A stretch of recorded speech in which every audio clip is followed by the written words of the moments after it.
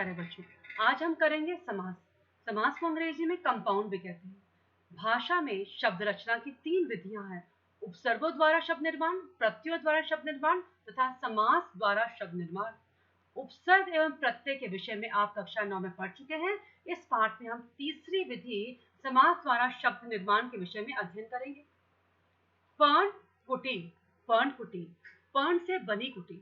नीलकंठ, नीला है जो कंठ।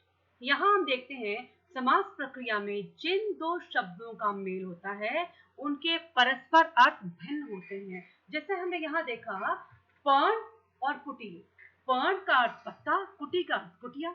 भिन्न होते हैं, अलग होते हैं, और इन दोनों के योग से मतलब मिलने से, कैन यू सी प्लस, मिलने से बनता है पर्ण कुटी। मिलने से जो नया शब्द बनता है उसका अर्थ इन दोनों से भिन्न होता है। तो दोनों जो पद होते हैं, प्रथम पद द्वितीय पद, दोनों पदों से जो नया समस्त पद बनता है उसका अर्थ भिन्न होता है। पहले बताया गया है समास रचना 2 शब्दों या 2 पदों के बीच होती है। पहला पद पूर्व पद तथा दूसरा पद उत्तर पद कहलाता है।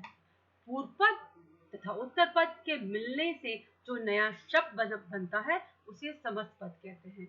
कुछ उदाहरण इस प्रकार से हैं: पूर्व पद उत्तर पद समस्त पद, नीला गगन नील गगन। सो नर पूर्व पद, नारी उत्तर पद, नर नारी समस्त पद। समस्त पदों को अलग अलग किए जाने की प्रक्रिया को समास विग्रह कहते हैं। पदों को अलग अलग करते समय दोनों पदों के बीच विभक्ति या कारकीय चिन्हों को भी जोड़ दिया जाता है। जैसे हम यहाँ देखते हैं, उदाहरण के लिए समस्त पद का विग्रह होगा डाक गाड़ी, समस्त पद का विग्रह होगा डाक के लिए गाड़ी। अर्थात दोनों पदों के बीच कारकीय चिन्ह के लिए का लोप हो गया। लोप हो गया मतलब वो गायब हो गए, और उसे अगर उसे समस्त पद बनाना है तो हम लोप कर देते हैं, और अगर विग्रह करना है तो विभक्ति को यथास्थान लगा देते हैं। कुछ अन्य उदाहरण जैसे हम यहाँ देखते हैं कि समस्त पद क्या है, यथाशक्ति। यश प्राप्त, तो यश प्राप्त का विग्रह क्या हुआ, यश को प्राप्त, को विभक्ति आ गई। दशानंद, 10 है आनंद जिसके यहाँ पर है, और जिसके शब्द क्या हो गया, अन्य शब्दांश यहाँ जोड़ दिए गए हैं जैसे कहा गया है। इस तरह आप देख सकते हैं कि समास विग्रह प्रक्रिया के दौरान दोनों पदों को अलग अलग किया जाता है और दोनों पदों के बीच कोई ना कोई कारकीय चिन्ह, जैसे यहाँ को या कुछ और शब्दांशों को लगा दिया जाता है, जैसे यहाँ पर है या जिसके लगा दिया।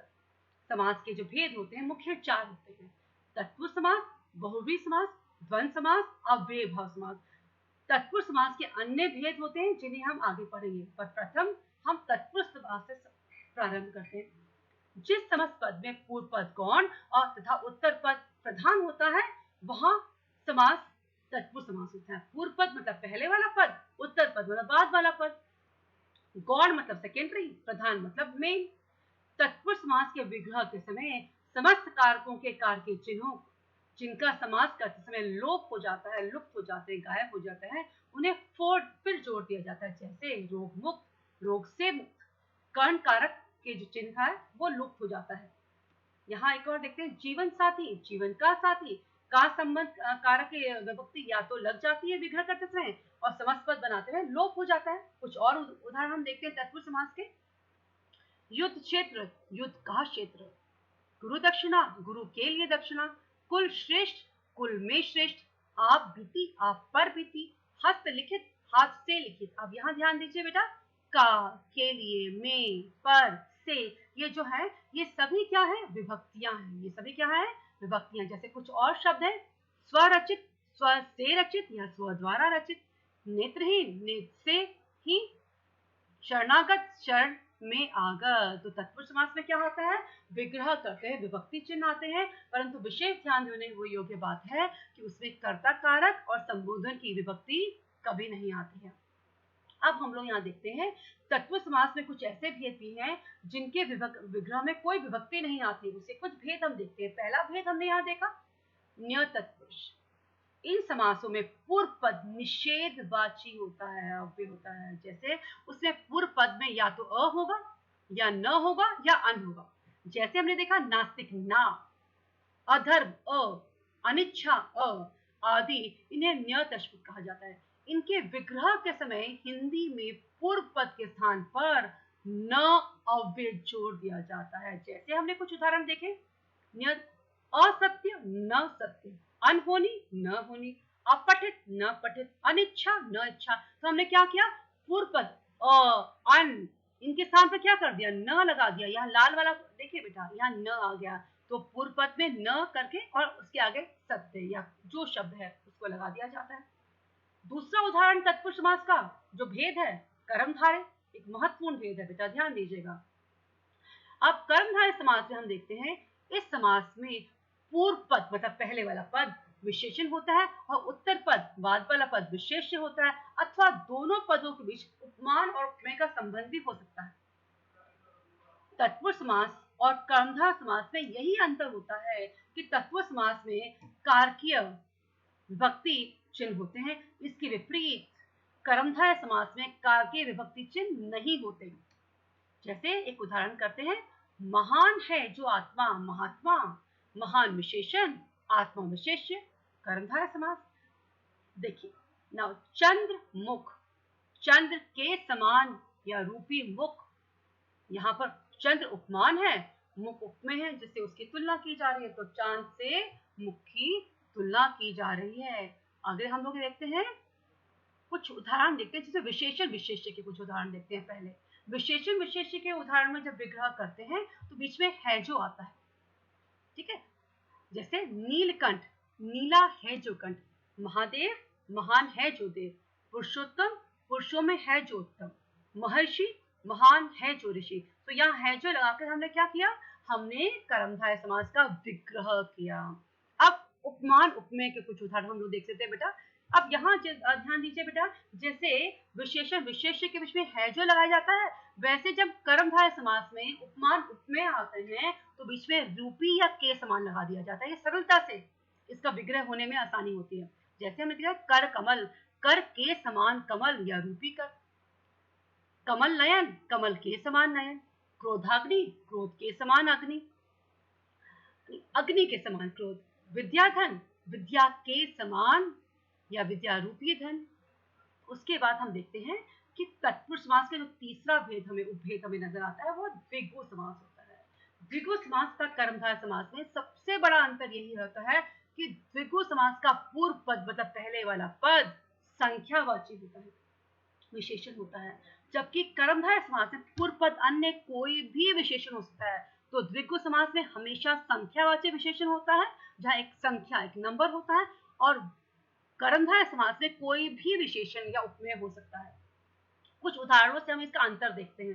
जैसे द्विगु समास में अगर पंचतंत्र शब्द है तो पंचतंत्रों का समाहार या समूह लिखा जाएगा, लेकिन उसी समस्त पद को अगर कर्मधारय में विग्रह किया जाए तो पंच है जो तंत्र, चतुर्भुज, चार भुजाओं का समाहार या समूह, कर्मधारय में पांच, चार है जो भुजाएं। कुछ अन्य उदाहरण द्विगु समास के हम इस प्रकार देखते हैं, दो राहा, दो राहों का समाहार, तिरंगा, तीन रंगों का समाहार या समूह, नवरात्र, नौ रातों का समाहार, पंजाब, पंच आबो, नदियों का समाहार समूह। तो द्विगु समास में प्रथम पद संख्यावाची होता है और उसके बाद हम समूह या समाहार लगाकर उसका विग्रह कर देते हैं। अन्य महत्वपूर्ण जो समास है वह बहुव्रीहि समास है। इस समास में क्या होता है, बहुव्रीहि समास वह समास है जिसके दोनों पद गौण होते हैं, सेकेंडरी होते हैं। वस्तुतः बहुव्रीहि समास में न तो पूर्व पद प्रधान होता है न ही उत्तर पद, बल्कि इसके दोनों पद परस्पर आपस में मिलकर किसी तीसरे या बाहरी पद के बारे में कहते हैं या उसकी ओर संकेत करते हैं। यह तीसरा पद ही प्रधान होता है। उदाहरण के लिए त्रिलोचन शब्द की रचना पर ध्यान दीजिए। त्रि और लोचन दो शब्दों से पदों से मिलकर बना है, जिसका अर्थ होता है तीन नेत्र। यदि इस शब्द का यही विग्रह किया जाए तो विशेषण तीन, विशेष्य लोचन होने के कारण कर्मधारय समास का उदाहरण होगा तीन है जो लोचन। और यदि यही समस्त पद अगर हम लोग करते हैं द्विगु समास में तो क्या करेंगे, तीन लोचनों का समाहार। और इसी को अगर हम बहुव्रीहि समास में करना चाहेंगे तो क्या करेंगे, तीन है लोचन जिसके, या तीन है नेत्र जिसके। अगर हम अगला हम देखते हैं त्रिनेत्र, तीन नए नेत्र जिसके, तो क्या बना, महादेव। बहुव्रीहि समास, तो द्विगु समास में हम लोग समाहार लिखते हैं, कर्मधारय समास में हम लोग है जो लिखते हैं, और अगर हम लोग बहुव्रीहि समास करते हैं तो उसके अंत में जिसका जिसकी हम विशेष किसी वस्तु या व्यक्ति की ओर हम लोग संकेत करते हैं, जैसे यहाँ महादेव जी की ओर संकेत किया गया है। कुछ अन्य उदाहरणों पे हम लोग ध्यान देते हैं, जैसे घनश्याम, घन के समान काले हैं जो श्री कृष्ण। गिरिधर, गिरि को धारण करने वाला श्री कृष्ण। सुलोचना, सुंदर है लोचन जिसके, विशेष स्त्री। अंशुमाली, अंशु किरणें है माला जिसकी, सूर्य। मही, मही का स्वामी है जो राजा। स्वयंभू, स्वयं उत्पन्न होने वाला ईश्वर। त्रिलोकनाथ, तीनों लोकों का स्वामी नाथ है जो ईश्वर। भूधर, भू को धारण करने वाला पर्वत।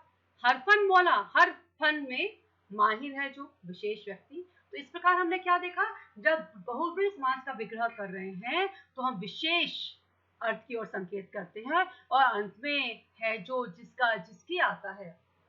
द्वंद्व समास, द्वंद्व समास में क्या होता है बेटा, द्वंद्व समास में कोई पद गौण नहीं होता, दोनों पद ही प्रधान होते हैं, मुख्य होते हैं। समस्त बनाते समय दोनों पदों को जोड़ने वाले समुच्चयबोधक अव्ययों और तथा या अथवा या आदि को हटा दिया जाता है, तथा विग्रह करते समय पुनः दोनों पदों के बीच में जोड़ दिया जाता है। जैसे हम देखते हैं दाल चावल, जहाँ योजक के स्थान पे हमने क्या लगाया, और लगा दिया, दाल और चावल। गुण दोष, गुण और दोष।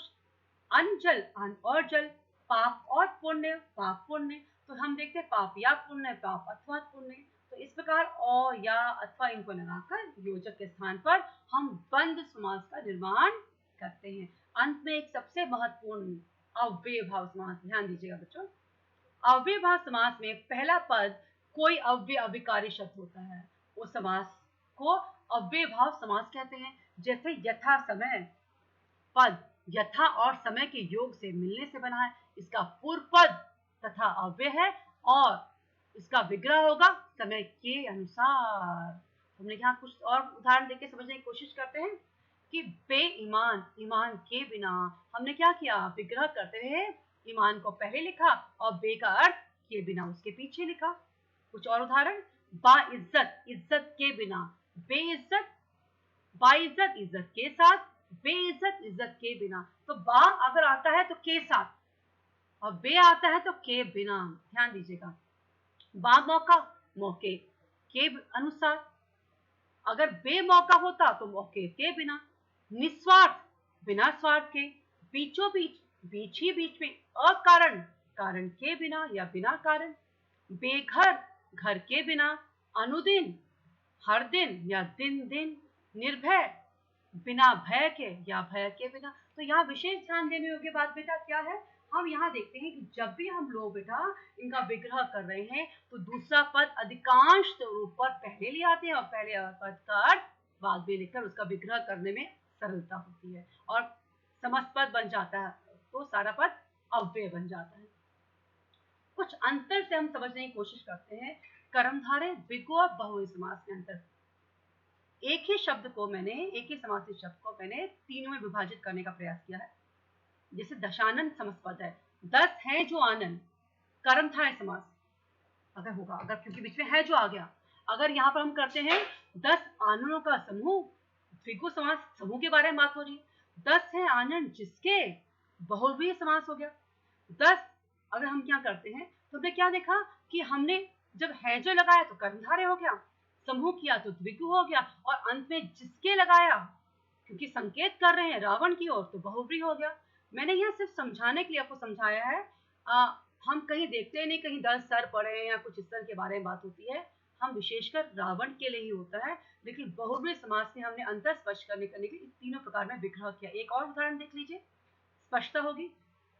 तिरंगा, 3 है जो रंग, कर्मधारय समास। 3 रंगों का समाहार, द्विगु समास। 3 रंग हैं जिसके, राष्ट्रीय ध्वज, बहुव्रीहि समास। अगर ऐसे ही पीतांबर है तो पीला है जो अंबर, कर्मधारय समास। पीला अंबर है जिसका, बहुव्रीहि समास श्री कृष्ण के बारे में बात होती है। महात्मा, महान है जो आत्मा, कर्मधारय समास, महान है आत्मा जिसकी, बहुव्रीहि समास, क्योंकि गांधी जी की ओर संकेत किया जा रहा है। तो इस प्रकार हमने देखा, आज हमने समझा समास क्या होता है। जितने अधिक उदाहरण करेंगे उतना ही समास को सरलता से समझने में सफलता प्राप्त होगी। तो आप आज के लिए इतना ही। अगली कक्षा में कुछ और विषय को हम लोग चुनेंगे। धन्यवाद।